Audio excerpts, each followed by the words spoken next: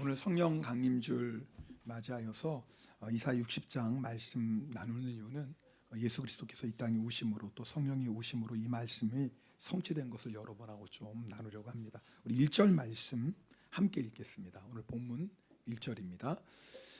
일어나라 빛을 발하라 이는 내 빛이 이를 얻고 여호와의 영광이 내 위에 임하였음이니라. 하나님은 우리에게 일어나서 빛을 발하라 그렇게 말씀하십니다. 왜냐하면 내 빛이 이를 얻고 여호와의 영광이 내 위에 임하였다라고 말씀합니다. 빛은 예수 그리스도예요. 영광도 하나님의 영광도 예수 그리스도입니다. 예수는 우리에게 너희는 세상의 빛이라고 말씀하셨죠. 우리 안에 빛 대신 예수님께서 오셨기 때문에 우리가 세상의 빛이 되었습니다. 그리고 우리 안에 빛 대신 예수님을 증거하도록 보혜사 성령님이 우리에게 임하셨습니다. 예수님께서 십자가에서 죽으시고 3일 만에 부활하셨습니다.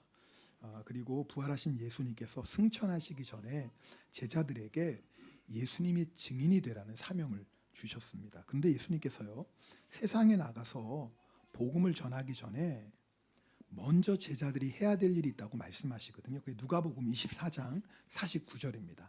그 말씀 누가복음 24장 49절 읽겠습니다. 볼지어다 내가 내 아버지께서 약속하신 것을 너희에게 보내리니 너희는 위로부터 능력으로 입혀질 때까지 이 성에 머물라 하시니라. 자, 예수님께서 너희가 내 증인이 되라고 말씀하셨는데 세상에 나가서 복음 전하기 전에 먼저 해야 될 게 있는 거예요. 해야 될 게 뭐예요? 너희가 위로부터 능력으로 입혀질 때까지, 그러니까 성령 받을 때까지 뭐예요?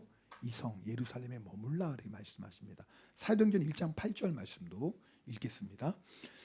오직 성령이 너희에게 임하시면 너희가 권능을 받고 예루살렘과 온 유대와 사마리아와 땅 끝까지 이르러 내 증인이 되리라 하시니라. 아멘. 예수님이 이 말씀하시고 승천하십니다. 자, 그러니까 빛 대신 예수님을 믿고 빛이 된 제자들이지만 그 예수님을 증거하기 위해서는 뭐예요? 위에서부터 오시는 성령, 그 능력을 받으라 그 말씀입니다. 그래서 예수님이요 말씀하신 이 성령을 받기 위해서 제자들이 마가의 다락방에 모여서 기도합니다. 그리고 함께 모여서 기도할 때 열흘째 되는 날 성령이 임합니다. 여러분 예수님께서 부활하신 다음에 40일 동안 이 세상에 계셨어요. 40일 동안. 그리고 40일 동안 이 세상에 계신 예수님께서 승천하시고 열흘 뒤에 예수님께서 성령 보내주셨습니다. 자, 그럼 예수님 부활하시고 모두 며칠 만에 성령이 오셨어요? 50일. 그래서 오순절 그러는 거예요. 순이 열이잖아요. 그래서 오순절입니다. 자, 오늘은 그 오순절 성령이 임한 날을 우리에게 오신 성령님을 감사하고 기뻐하고 찬양하는 날인데요. 자, 성령님이 왜 임하셨을까? 이유는 뭐냐면 일어나서 빛을 발하라고 이 사명 때문에 우리에게 성령님이 오셨습니다. 일어나라는 뜻이 뭐냐면요, 정말 중요한 일을 하기 위해서 결단하고 실행에 옮기라는 뜻이에요. 지난주에 우리는 성령님이 우리에게 오신 첫 번째 목적을 나눴습니다. 성령님은 우리를 고아와 같이 버려두지 아니하시고 우리와 영원토록 함께 하시기 위해서 오셨습니다.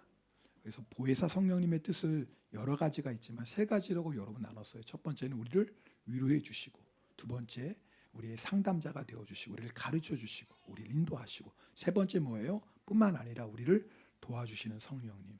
성령님이 우리에게 주신 첫 번째 목적이죠. 그러나 그것만이 아닙니다. 또 한 가지 목적이 있어요. 성령님이 우리에게 오신 목적은 뭐냐면 우리를 예수님의 증인의 사명 감당하기 위해서 오셨습니다. 그래서 성경은 오늘 일어나라는 거예요. 일어나서 뭐 하라고요? 빛을 발하라.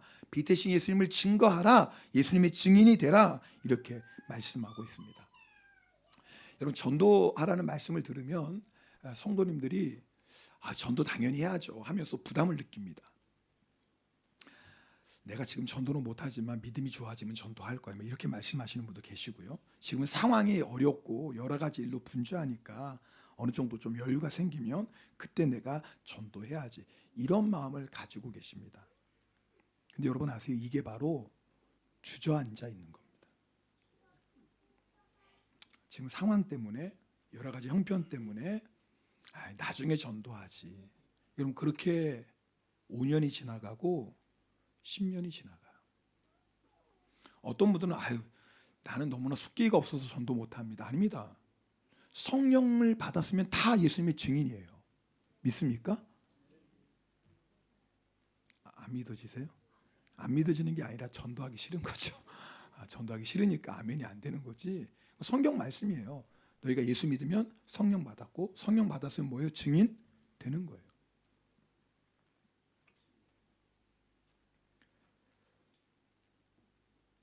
어떤 분들은 나는 성경 지식이 없어서 신앙생활한 지 얼마 안 돼서 예수님 전하는 게 부담입니다. 그렇게 말씀하시는 분도 계세요.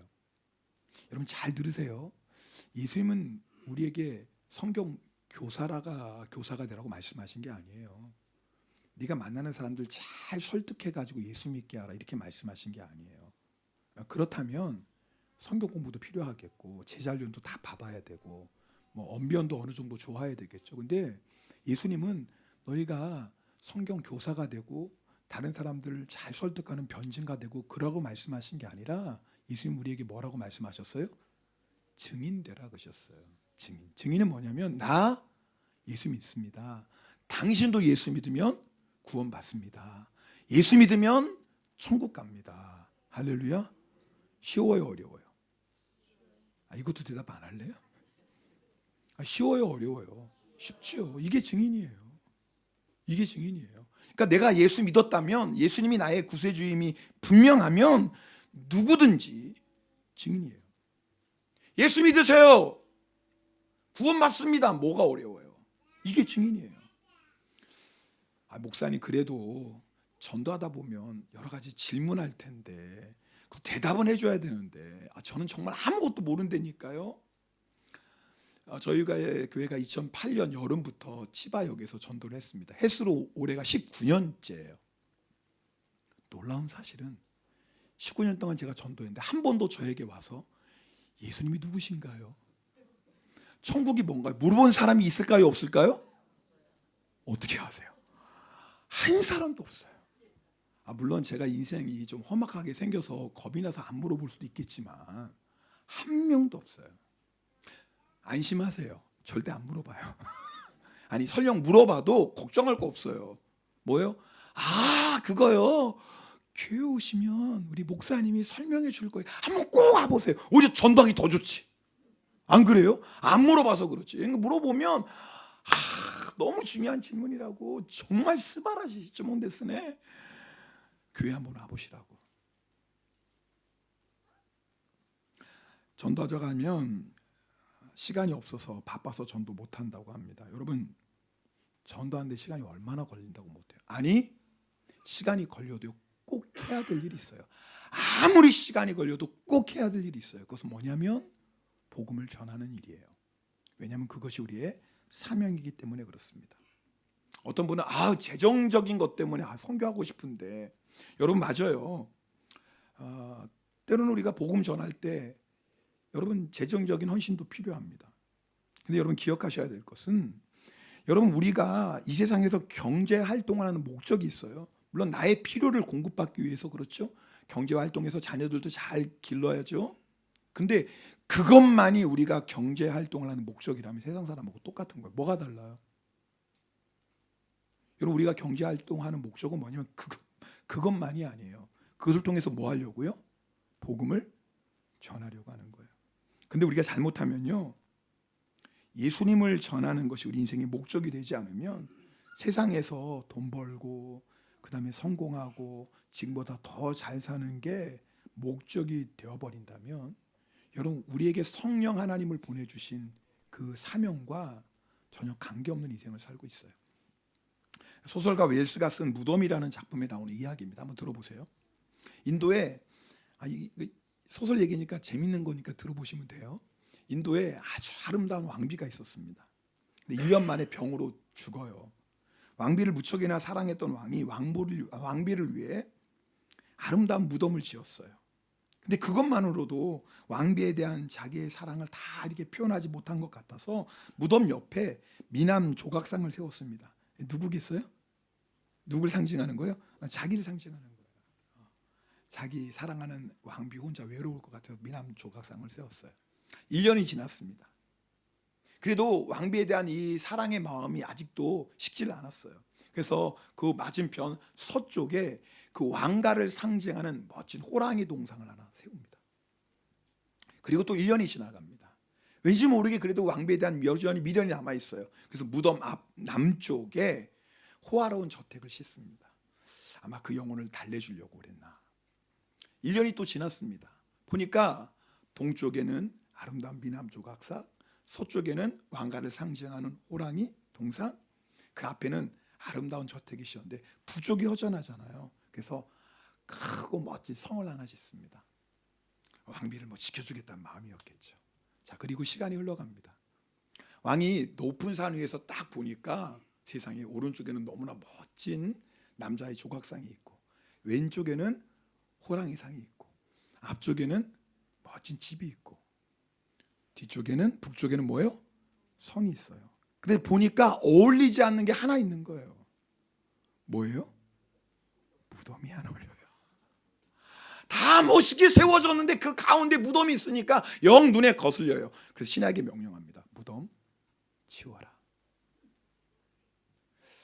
여러분, 이 이야기가 우리에게 주는 교훈이 뭘까요? 우리가 어쩌면 이렇게 예수 믿을 수 있어요. 예수님 처음 만났을 때 예수님이 십자가의 사랑에 감격하며 내가 주님이 살겠다고 했어요. 복음이 살겠다고 했어요. 이제부터 내가 예수님 전하는 삶을 살겠다고 했어요. 그런데 내가 열심히 공부해서 주님의 영광을 위해서 해야지. 근데 어느 순간 목적이 바뀌었어요. 좋은 학교, 좋은 직장이. 내가 열심히 직장 생활해서 내가 주님을 위해 살겠다고 했는데 어느 순간 승진이, 성공이 나의 목적이 되었어요. 내가 이 사업을 통해서 하나님의 선교에 쓰임 받아야지 그래도 열심히 사업 받아가 보니까 사업의 확장이 목적이 되었어요. 심지어는요, 신앙생활조차도 예수님이 목적이 아니라 내 자신이 목적이 되어서 신앙생활 하고 있어요. 여러분, 이렇게 우리가요 사명 없이 교회에 왔다 갔다 하는 신앙생활을 얼마든지 할 수 있어요. 그래서 주님이 뭐라고 말씀하시냐면 일어나라 그래요. 일어나라. 너 언제까지 내가 성령 보내서 예수의 증인이라는 사명을 줬는데 언제까지 그렇게 세상을 바라보고 세상을 소망 삼아 살아갈래? 어떤 분들은 자신의 연약함과 부족함 때문에 주저앉아 있는 분이 있어요. 나도 신앙생활 제대로 못하는데 이런 내가 누구에게 예수님 믿으라고 전할까? 어떤 분은 여러 가지 문제 때문에 주저앉아 있습니다. 목사님, 나도 예수님 전하고 싶은데 여러 가지 문제가 있고 어려움이 있는데 이거 해결된 다음에 내가 예수님 전할게요. 이런 분들 계세요. 어떤 분들은요, 인간관계에 얽매여서 때로는 우울증, 무기력에 사로잡혀서 주저앉아 있는 분들이 얼마나 많은지 몰라요. 주님이 오늘 말씀하세요. 너 부족하고 연약하다고 핑계대지 마. 네가 인간관계에 아무리 어려움이 있어도 일어나야 돼. 네가 아무리 연약하고 무기력해도 일어나. 왜요? 그래서 우리에게 성령 하나님 보내주신 거예요.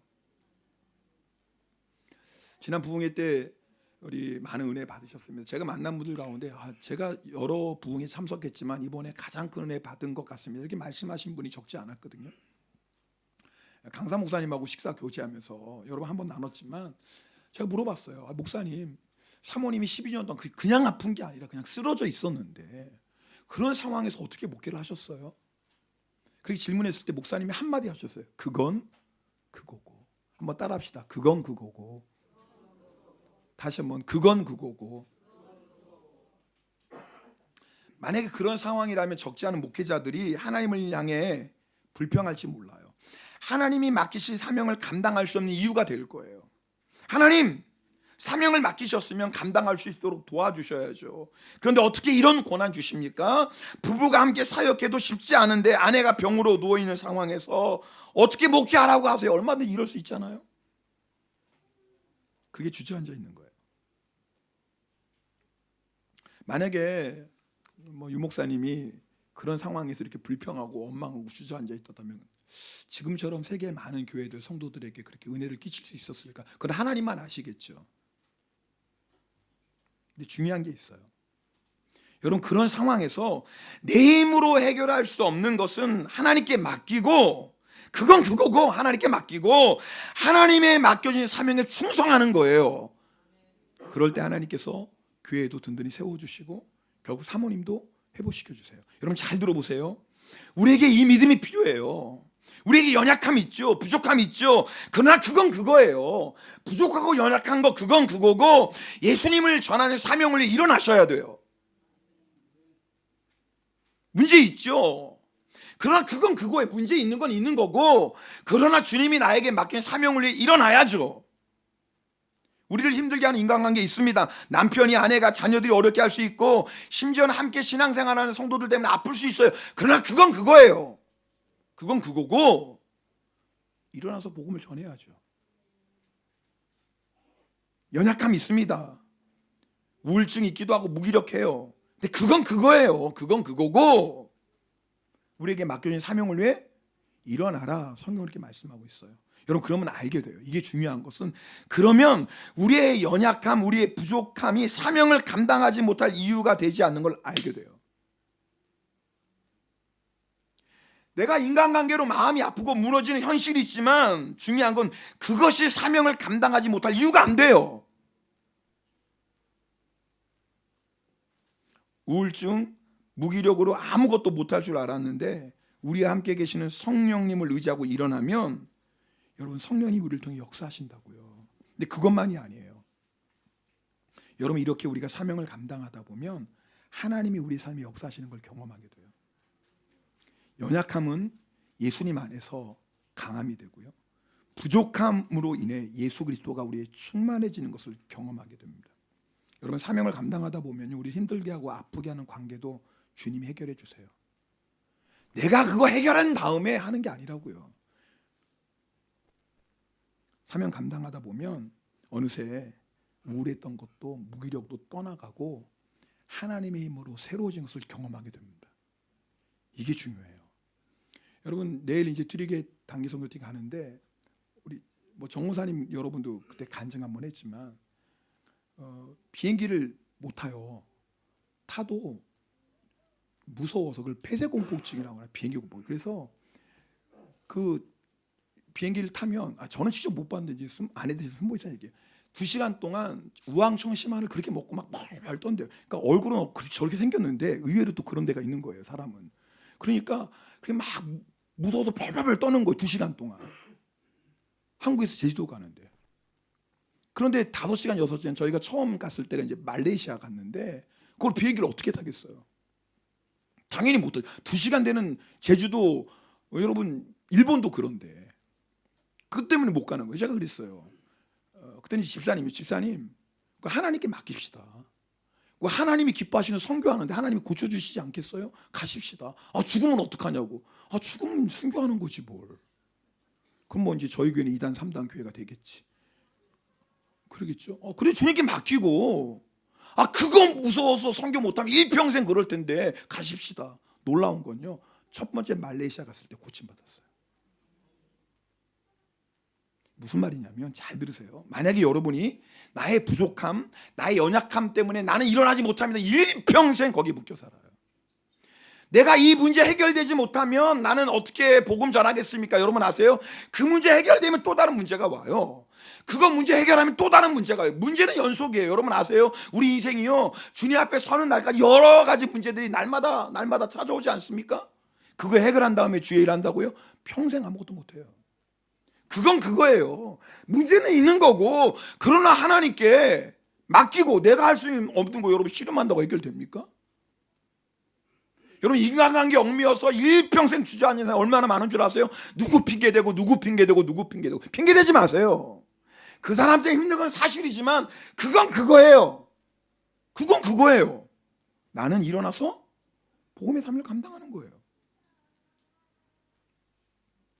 너무나 안타까운 건요, 예수 믿으면서도 일평생 문제, 상황, 사람에게 얽매여가지고요 한 번도 일어나서 빛을 발하지 못하고 끝나는 성도들이 얼마나 많은 줄 아세요?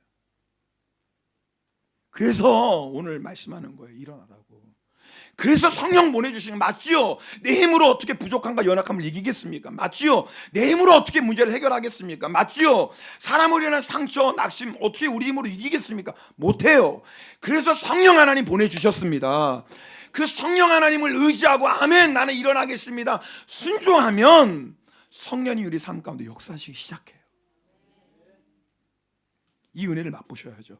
여러분 부탁드립니다. 아니 주님의 이름으로 여러분 간절히 여러분 부탁드리는 건 절대로 일평생 내 연약함과 문제와 상황과 환경과 관계에 얽매여서 주저앉다가 그렇게 인생 끝내지 마세요. 성령 하나님을 우리에게 보내주신 목적이 복음을 전하는 건데 언제까지 나를 위해 살다가 문제에 얽매여 살다가 그래도 이거 해결된 다음에는 전도하죠. 그래도 이거 끝난 다음에 내가 전도하죠. 그러다가요 주님 앞에 서요.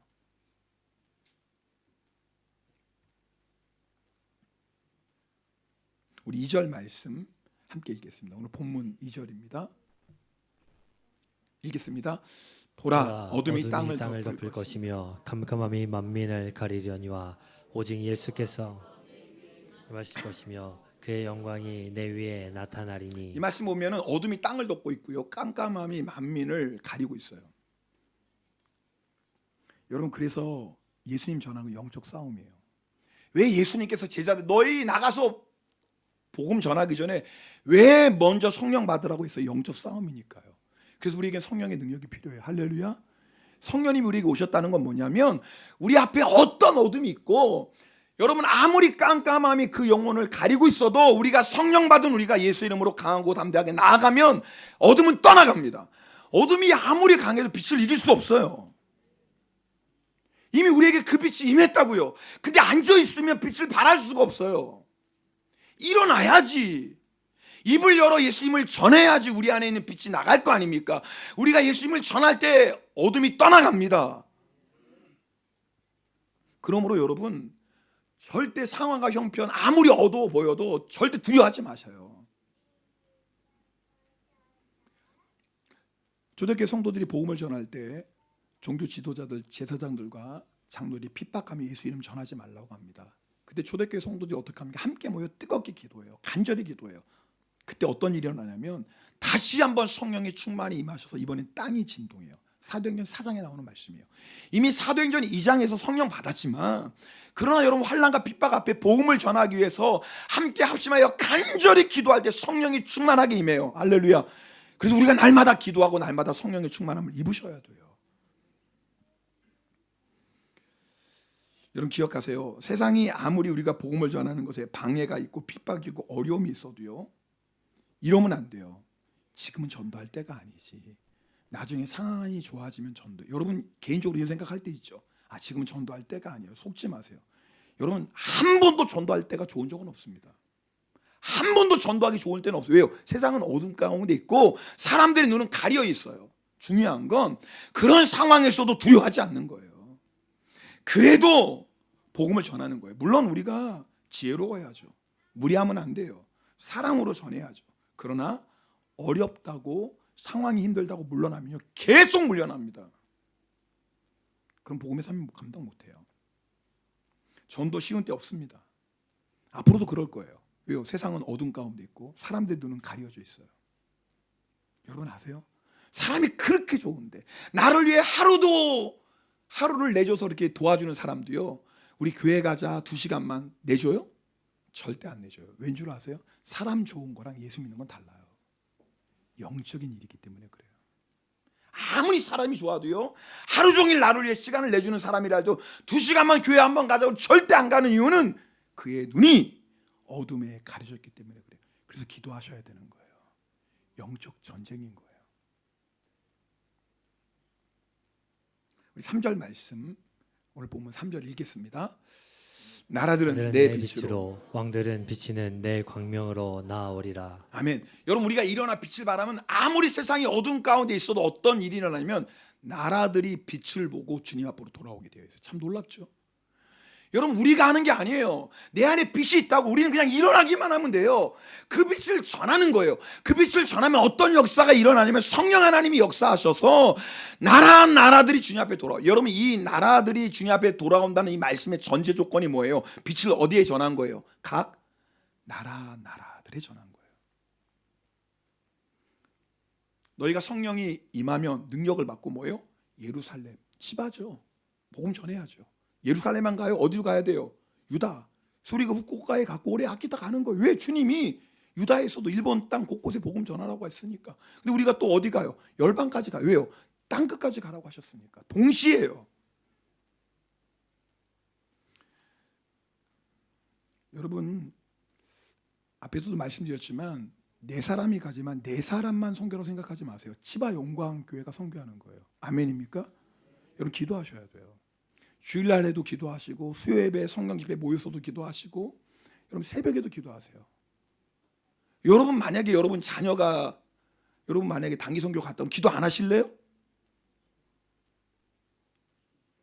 하기사 요즘은 뭐 안 할 수 있지. 그래 너는 가는 거고 네 팔자고 나는 뭐 그럴 수도 있겠지만 여러분이 가족 가면 기도 안 하겠습니까?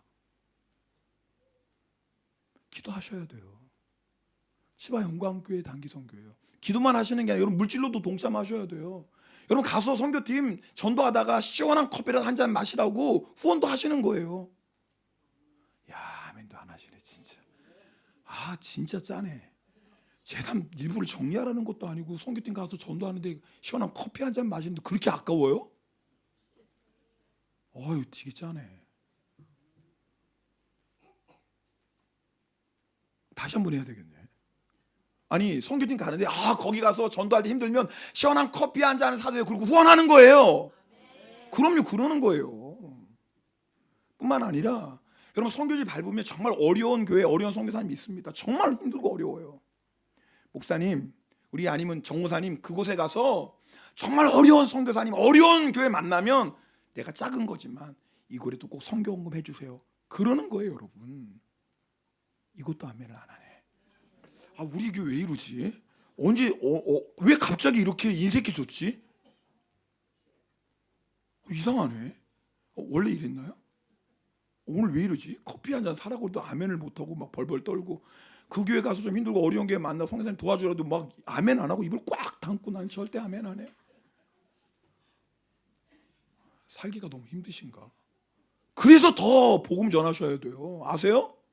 그래서 더 복음 전하셔야 돼. 나 먹고 살기 힘든데 나도 없는데 나도 힘든데 여러분 그것 때문에 일어나지 않고 빚을 말하지 않으면 일평생 거기 묶여 살아요. 일평생 묶여 살아. 일평생 묶여 살아요.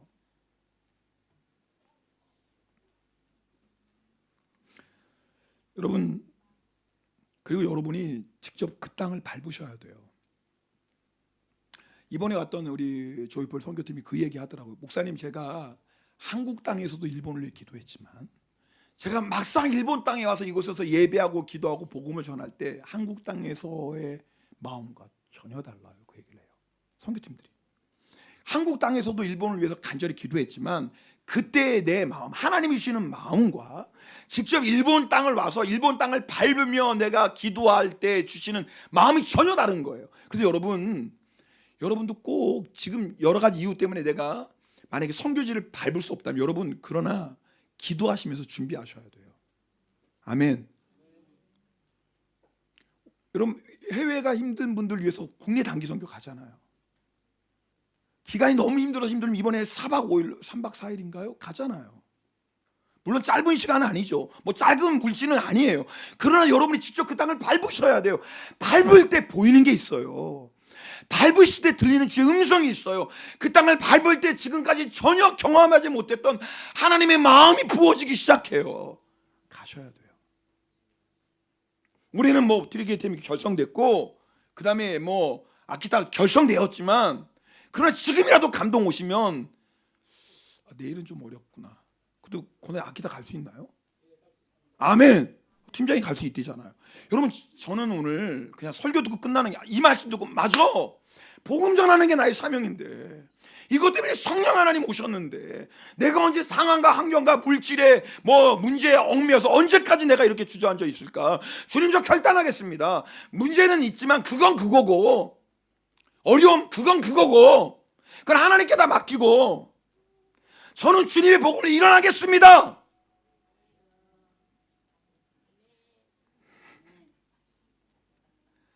오 주여, 어찌하오리까? 종의 마음이 슬프나이다. 어떻게 아멘을 안 하냐? 오늘은 짰나? 오늘 속회방에 오늘 목사님 설교 조심해라. 다 선교하라고 그러니까 절대 잠결에도 아멘하면 가야 된다. 정신 차리고 아멘하지 말라 막 그러셨어요.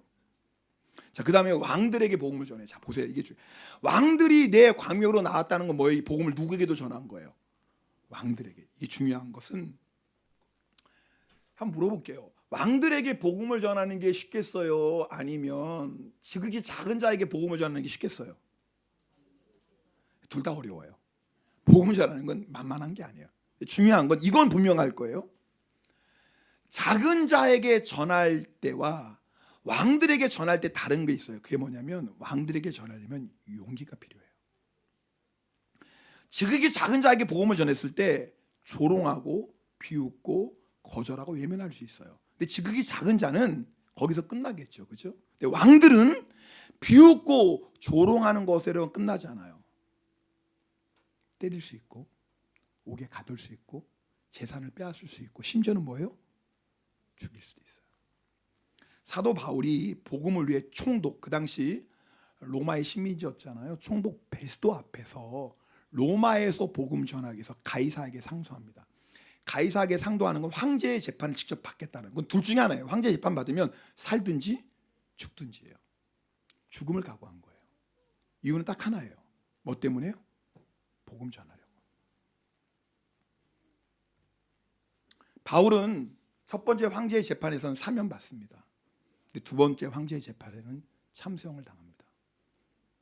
바울은요, 사도행전 20장 24절 이렇게 고백하거든요. 이 말씀 함께 읽겠습니다. 사도행전 20장 24절입니다. 같이 읽겠습니다. 내가 달려갈 길과 주 예수께 받은 사명 곧 하나님의 은혜의 복음을 증언하는 일을 마치려 하면은 나의 생명조차 조금도 귀한 것으로 여기지 아니하노라. 아멘. 바울이 이렇게 살았어요. 바울이 뛰어난 게 아니에요. 바울 안에 계신 성령 하나님께서 바울을 이렇게 이끌어 가셨어요. 여러분, 우리가 일본 한국 땅에서 예수님 전한다고 지금 이런 핍박은 없겠지만, 근데 여러분 경험하실 거예요. 예수님 전하기에 부담스러운 사람 있죠. 근데 부담만 있는 게 아니에요. 예수님 전하는 게 무서운 사람이 있어요. 있어요, 없어요? 있다고요. 괜히 분위기만 망치는 게 아니라 내가 이 사람에게 예수 전하면 손해가 올 수 있고 불이익을 당할 수 있고 어려움을 당할 수 있는 사람들이 있어요. 그런 사람 앞에 우리의 두려움이 있어요. 근데 여러분 아셔요? 그래도 전하셔야 돼요. 그럴수록 더 전하셔야 돼요. 두려움은 마귀의 역사예요. 우리 안에 계신 성령님은 그 어떤 것보다 크신 분이세요. 할렐루야. 전하셔야 되는 거예요. 그럴 때 어떤 역사가 일어나? 22절이 결론이거든요. 22절 말씀 읽겠습니다. 오늘 본문 22절입니다. 같이 읽겠습니다. 그 작은 자가 천명을 이루겠고 그 약한 자가 강국을 이룰 것이라. 때가 되면 나 여호와가 속히 이루리라. 이 말씀은 먼저 하나님의 때예요. 그때 첫 번째는 예수 그리스도의 이 땅에 오시는 성육신 사건을 통해서 이 말씀이 성취돼요. 세상 사람들이 보기 예수님은 작은 자였어요. 세상 사람들이 보기 예수님은 약한 자예요. 그래서 채찍에 맞으시고 불의한 재판 앞에서 입을 열지 아니하시고 십자가에서 죽으셨어요. 십자가에서 죽으실 때도 세상 사람이 조롱하죠. 네가 만약 하나님의 아들이라면 십자가에서 내려와 봐. 그런데요, 그 작은 자 예수 그리스도를 통해서 수많은 영혼들이 구원받았고 그 약한 것 같았던 예수 그리스도의 십자가의 죽음을 통해 하나님의 나라 이 땅에 임하여서 하나님의 나라가 지금 확장되고 있어요. 할렐루야. 근데 놀라운 것은 이 말씀은 예수 그리스도를 향한 말씀만이 아니라 성령 하나님께서 우리에게 오셔서 우리에게 그대로 이루어졌어요. 우린 작은 자예요. 그런데 성령 하나님께서 우리에게 오셨기 때문에 우리가 일어나서 빛을 발하기만 하면 작은 나를 통해서 주님이 1000명의 영혼을 구원하십니다. 할렐루야. 이게 하나님의 계획이에요. 아무리 약해도 내 안에 계시는 성령님은 위대하신 전능하신 하나님이십니다. 내가 그 성령 하나님 의지하여 일어나서 빛을 발하면 작은 나를 통해서 1000명의 영혼들이, 수많은 영혼들이 주님 앞에 돌아와요. 우리는 약한 자예요. 그러나 아무리 약한 자라 할지라도 내 안에 계시는 성령님은 전능하신 하나님이십니다. 믿습니까? 내 그 성령 하나님을 의지하고 일어나 빛을 발하면 나를 통해서 하나님의 나라가 세워져요. 내가 가는 곳곳마다 하나님의 나라가 세워져요. 할렐루야. 성령 하나님으로 통해서 이 약속의 말씀이 우리 한 사람 한 사람에 이루어졌습니다. 이제 우리가 할 것은 이 약속의 말씀 붙잡고 일어나는 거예요. 오늘 성령 강림 주일 말씀이 저는 그냥 듣고 끝나는 말씀이 되지 않기를 원해요. 정말 오늘 말씀 들으면 여러분이 결단하고 일어나셔야 돼요. 여러분이 아무리 부족하고 약한 게 있어도, 여러분 여러 가지 문제 가운데 있어도, 뭐 관계 어려운 가운데 있어도, 여러분 나는 우울하고 무기력해, 뭐 상관없어요. 그건 그거고, 내 힘으로 감당할 수 없는 상황 문제는 하나님께 맡기고 우리 일어나는 거예요. 그럴 때 하나님께서 우리를 통해서 작은 자가 천을 이루고 약한 자가 강국을 이루는 하나님의 역사를 이루실 줄 믿습니다. 우리 시간에 우리 박수하며 찬양할 건데요.